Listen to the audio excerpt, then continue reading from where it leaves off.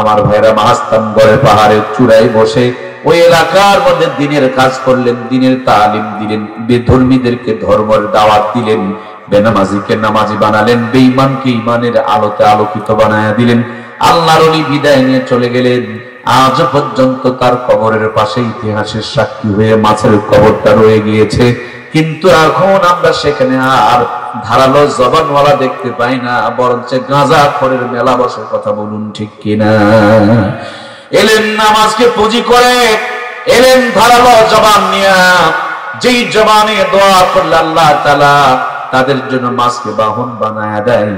এখন সেই আল্লাহর ওলিদের কবরগুলো দখল করে নিয়া ভণ্ডামি আর নষ্টামি শুরু হয়ে যায়। এই জন্য প্রাণপ্রিয় ভাইয়েরা, জবানকে হেফাজত করব, সুখ শান্তি সমৃদ্ধি রহমত আর বরকত দিবেন কে? রাজশাহীর পদ্মা নদীর কিনারে গিয়া দেখেন, ওখানে একজন পবিত্র জবানওয়ালা, ধারালো জবানওয়ালা মানুষ ছিলেন।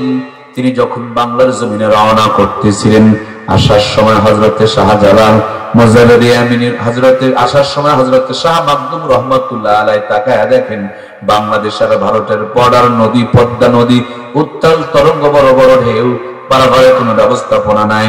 দুই রাকাত নামাজ পড়ে আল্লাহর কাছে ধারালো জবান নিয়ে ফরিয়াদ শুরু করলেন।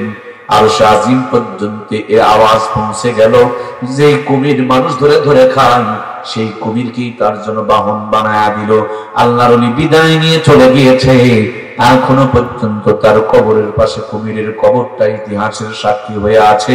কিন্তু জাতির কপাল বড় খারাপ গো, জাতির নামাজ পড়ে না, জবানের হেফাজত করে না, বরঞ্চ মাজারে সেজদা দিয়া ঈমান হারাবে, ঈমান হয়। কথা বলুন ঠিক কিনা?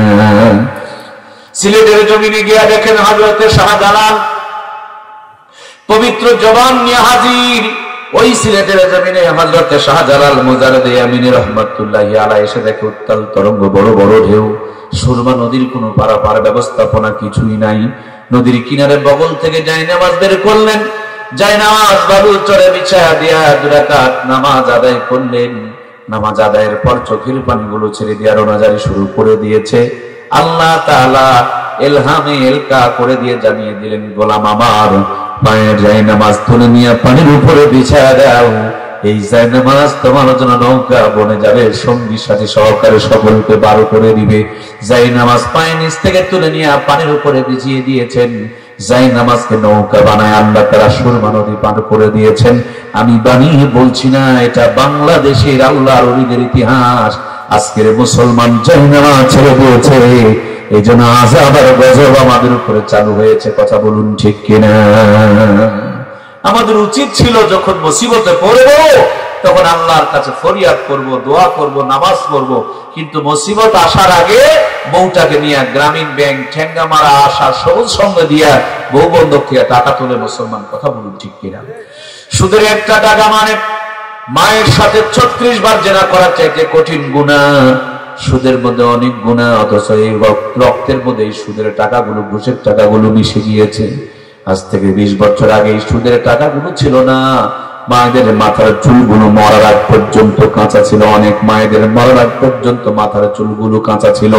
এই কিস্তি মিস্তি আসার পর এই কিস্তির টেনশন করতে করতে আমাদের যুবক বোনগুলো মাথার চুলগুলো তাদের পেকে যাচ্ছে। কথা বলুন ঠিক কিনা?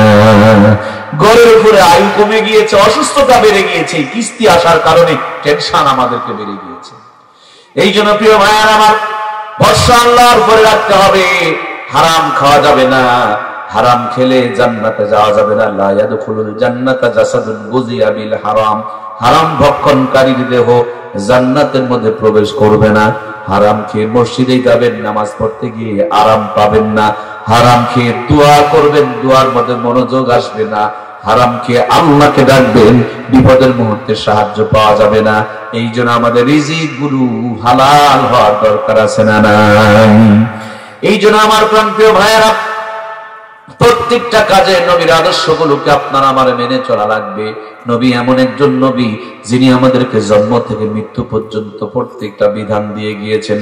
মাথার চুল কেমনে কাটবেন এটাও দেখিয়েছেন।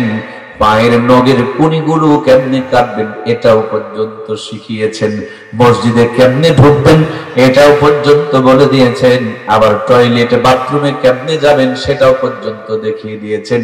এমন একজন নবী পেয়েছি জীবনের প্রত্যেকটা কাজ আপনাকে আমাকে শিখাইয়া দিয়েছেন। নবীর সুন্নত তরিকায় যদি প্রত্যেকটা কাজ করতে পারি, আল্লাহ প্রত্যেকটা কাজকে আপনার আমার জন্য ইবাদত বানিয়ে দিবে, নবীজির সঙ্গে জান্নাত দিয়ে দিবে। আল্লাহর হাবিব বলেন, কিয়ামতের পূর্বক্ষণে যখন মানুষ কোরআন থেকে সুন্নাহ থেকে, আমি নবী আমার আদর্শ থেকে সুন্নতের আমলগুলো থেকে দূরে চলে যাবে, তখন কেউ যদি একটা মরা সুন্নতকে জিন্দা করতে পারে, আল্লাহ তাআলা এক একটা সুন্নতের বিনিময়ে 100 শহীদের সওয়াব আমলনামায় দান করে দিবে। এই জন্য প্রিয় ভাইয়ারা আমার, প্রত্যেকটা কাজে নবীর সুন্নতগুলোকে আমল করতে হবে। একজন সন্তান জন্ম নেওয়ার পর ডান কানে আজান দাও, বাম কানে একামত দাও। কেন ডান কানে আজান বাম কানে একামত দিবেন? বলে এটা সুন্নতের প্রথম ডোজ। ডান কানে আজান আর বাম কানে একামত দিলে এই দুই কান দিয়া নাস্তিকেরা আপনার সন্তানকে কোনো ভুল তথ্য দিয়া ইসলামের বিপক্ষে নিয়ে যাইতে পারবে। এই জন্য ডান কানে আজান বাম কানে একামত দেওয়া লাগবে। অল্প কিছুদিন আগে একজন কবি বের হয়েছিল, তিনি বলেছিলেন ফজর আজান যখন শুনে মনে হয় বেশ্যা তার খরিদ্দারকে ডাকে। আর একজন বলেছিল আমার কাছে আজানের চাইতে কাউয়ার আওয়াজ ভালো লাগে। আমি চিন্তা করলাম এত কথা বাদ দিয়া এই কথাগুলো বললেন কেন? পরে হিসাব করে ফেলাম, যাদের পতিতালয়ে জন্ম হয় এদের ডান কান বাম কানে আজান একামত হয় না, পতিতার আওয়াজ প্রথমে যায়। এই জন্য মৃত্যুর আগ পর্যন্ত তারা পতিতার আওয়াজই কানের মধ্যে পায়। কথা বলুন ঠিক কিনা? আরেকজন বলেছিলেন আমার কাছে কাউয়ার আওয়াজ ভালো লাগে। আমি পরে চিন্তা করে দেখলাম যে এখন কিছু অবৈধ সন্তান জন্ম হয় যাদের বাপের কোনো পরিচয় নাই, এদেরকে পলিথিনের প্যাকেটে ঢুকায়া ডাস্টবিনের কাছে ফেলে দেওয়া আসা হয়। যাদের বাচ্চা কাচ্চা হয় না, সকালবেলা হাঁটতে গিয়ে ওই বাচ্চাকে কুড়িয়ে নিয়ে এসে লালন পালন করে নিজের পরিচয় দেয়। এদের জন্মের পর ডান কানে আজান হয় না, বাম কানে একামত হয় না, ডাস্টবিনের কাছে তো কাউয়া থাকে, বলে ডাকে। এই প্রথম কাওয়ার আওয়াজ কানে এসেছে, এজন্যই মনে হয় তাদের মুখ থেকে ওই কথাগুলো বের হইতেছে। কথা বলুন ঠিক কিনা? সুন্দর করে যদি জন্ম হয়, আজান একামত যদি কানে যায়, মুসলমানের মুখ থেকে এরকম বেয়াদবি কথা বের হতে পারে? সম্মানিত প্রিয় ভাইয়েরা আমার, এখন তো আমাদের বাচ্চাগুলো সিজার করে হাসপাতালে বের করা হয়, বাবা মাকে চিনিয়ে না দিলে চিনতে পারে না। মাঝে মাঝে বাচ্চা পর্যন্ত বদলও করে ফেলে দেয়। কথা বলুন ঠিক কিনা? আমার প্রাণপ্রিয় ভাইয়েরা আমার, এই বাচ্চাগুলোকে নিয়ে ডান কানে আজান আর বাম কানে একামত দেওয়া হয় না। এই জন্য বেশিরভাগ মুসলমানের ঘরে এখন ইসলামের বিপক্ষে নাস্তিক মোনা সন্তান পয়দা হইতেছে। ঠিক কিনা? বাচ্চা যখন বড় হবে, নবীজির জামানায় সাহাবায়ে কেরামেরা বাচ্চাগুলোকে কোলে করে নিয়ে রাহমাতুল্লাহ আলামিন সাল্লাল্লাহু আলাইহি ওয়াসাল্লামের কাছে যেতেন। আল্লাহর হাবিব আজওয়া খেজুরকে চাবায়া চাবায়া নরম করে বাচ্চাদের মুখের মধ্যে উঠায়া দিতেন। আজকে নবী নাই, নবীর উত্তরসূরি ওলামা হযরত রয়েছেন, যাদের কাছে আপনি নিয়ে যাবেন আপনার সন্তানকে, যে জবাব দিয়া গীবত করে না, শিকায়ত করে না, পরনিন্দা করে না, মিথ্যা কথা বলে না, চগলখড়ি করে না, কোরআনুল কারীমের তেলাওয়াত করে, জিকির করে, নামাজ পড়ে, হালাল খায়, ওইরকম একজন আল্লাহওয়ালার জবান থেকে যদি আপনি আপনার সন্তানের জবান উদ্বোধন করে নিতে পারেন, আপনার ছেলে মরে যাবে, তারপরও ইসলামের বিরুদ্ধে কোনো কথা তার জবান থেকে বের হবে না। ঠিক কিনা? এখন আমরা ওই সুন্নাতটাও পালন করি না। এই জন্য মুসলমানের সন্তানেরা স্লোগান দেয়, আলেমদের গালে গালে জুতা মারো, তালে তালে, অথচ তার বাবার সাথে মায়ের বিয়েতে এই আলেমরাই পড়াইছে। এক্ষুনি যদি মারা যায়, হুজুর ছাড়া তাকে গোসল দেওয়ার কোন লোক খুঁজে পাওয়া যাবে না, কবরে নামানোর লোক পাওয়া যাবে না, জানাজা দেওয়ার লোক পাওয়া যাবে না। আর যতদিন বেঁচে থাকে ততদিন হুজুরদের বিরোধিতা করে। তার মূল কারণ হলো জবানটা কোরআন সুন্নাহর আলোকে উদ্বোধন করা হয় নাই। কথা বলুন ঠিক কিনা? এরপরে বাচ্চা যখন বড় হয়ে যাবে, সন্তান আপনি লেখাপড়া শিখবে, প্রথম বাণীটা যেন এটা হয়, মাগো আমি পড়বো না আর হাট্টি মাটুনটিন, মাদ্রাসাতে শিখবো আমি আলিফ লাম আর মিম। ওই আলিফ লাম মিম দিয়া যদি আপনার ছেলের জীবনটা শুরু হয়, পুরাটা জীবনের উপরে রহমত আর বরকত নাজিল করবেন কে?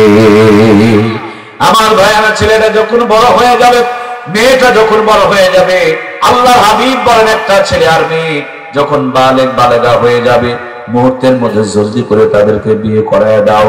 বিয়ে করতে দেরি করতে হয় না, 3 কাজে দেরি করতে হয় না। তার 1 নম্বর কাজ হলো জলদি করে বিয়ে দিয়ে দাও। সাবালক সাবালিকা হওয়ার পর যদি বিয়ে দিতে দেরি করো, হাজী সাহেব তুমি যাবা হজ করতে, আর তোমার মেয়ে যাবে পার্কে ঘুরতে, তুমি ওখানে সোহাগ কামাই করবে, আর এখানে গুনাহ যা হবে তোমার ঘরের মধ্যে চাপবে। কথা বলুন ঠিক কিনা? ছেলে মেয়েকে জলদি করে বিয়ে দিয়ে দাও, নইলে তুমি মসজিদে গিয়া নামাজ পড়বে, কোরআন তেলাওয়াত করবে, আর তোমার ছেলেটা অন্য মেয়ের সাথে প্রেম প্রীতি ভালোবাসা করবে, তোমার আমলনামার মধ্যে এই পাপের গুনাহগুলো চেপে যাবে। এখন তো আমরা ছেলে মেয়েকে বিয়ে দিতে চাই না, চিন্তা করি বিয়ে দিলে খাওয়াবে কি। ভাইয়ের আমার, বলুন তো দেখি, খাওয়ানেওয়ালা আপনি, আমি না আপনার আমার আল্লাহ? যত পাওয়ারফুল লাইন হোক, একটা লাইন দিয়া কোনোদিন আলো জ্বলে না, একটা লাইন দিয়া ফ্যান চলে না। এই জন্য যতই তুমি সুখী বানানোর চেষ্টা করো, বিয়ে ছাড়া কোনোদিন জীবনে সুখ আসবে? আল্লাহ আব্বাজান আদমকে বানায়া জান্নাতের ভিতরে রেখে দিয়েছিলেন, সব আছে কিন্তু বউ নাই। জান্নাতের মধ্যে বড় আব্বা ভালো নাই, খালি বড় আব্বার ভিতরে ছটপট ছটপট করে। ঘুমান্ত অবস্থায় আমার দিকের বাঁকাহার নিয়ে আম্মা হাওয়াকে যখন বানিয়ে দিলেন, জান্নাতের মধ্যে আনন্দের সাথে থাকতে শুরু করে দিলেন। এই জন্য প্রিয় ভাইয়েরা, জীবনকে সুখী বানানোর জন্য পৃথিবীর মধ্যে যাহা চিরকল্যাণকর, তার অর্ধেকটা দিয়েছেন নারী, অর্ধেকটা দিয়েছেন নর। এই জন্য ছেলে আর মেয়ে, নেগেটিভ আর পজিটিভ, দুই তার ছাড়া আলো জ্বলে না। জীবনে সুখী হতে হলো পুরুষ মহিলার দুইজনার সম্মতি, দুইজনার সংসার জীবন ছাড়া কোনোদিন সংসারে বরকত আশা করা যায়? এই জন্য আল্লাহর হাবিব বলেন জলদি করে বিয়ে করায় দাও। নবী আমার বলেন বিয়ের শাদীকে সহজ করে দাও, জেনা ব্যভিচার কমে যাবে। আমার বাংলার জমিনে বিয়ের শাদী কঠিন হয়ে গিয়েছে, জেনা ব্যভিচার বেড়ে গিয়েছে। নবী আমার বলেন যেই বিয়েতে খরচ কম, সেই বিয়েতে বরকত বেশি। আর আমার দেশে বিয়েতে খালি ফুটানি বেশি আর ফুটানি। বিয়ে করতে 90 লক্ষ টাকা মহারানা নির্ধারণ করে, নাকের ফুল বাবদ 1,500 টাকা নগদ, অবশিষ্ট টাকা বাকি কিয়ামত পর্যন্ত ফাঁকি। ওর বাপও দেয়নি, দাদাও দেয় নাই, নিয়ত করছে উনিও দিবে। যদি দেওয়া লাগতো তাইলে 90 লক্ষ টাকা মহারানা নির্ধারণ করত।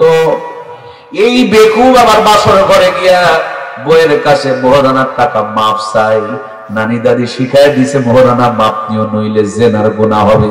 ওরে ফকিরের বাচ্চা ফকির, এই দিন তোর বিয়ের দিন, নতুন একটা মেয়েকে সামনে পেয়ে কেমনে ফকিরের মতন মাপ চাও?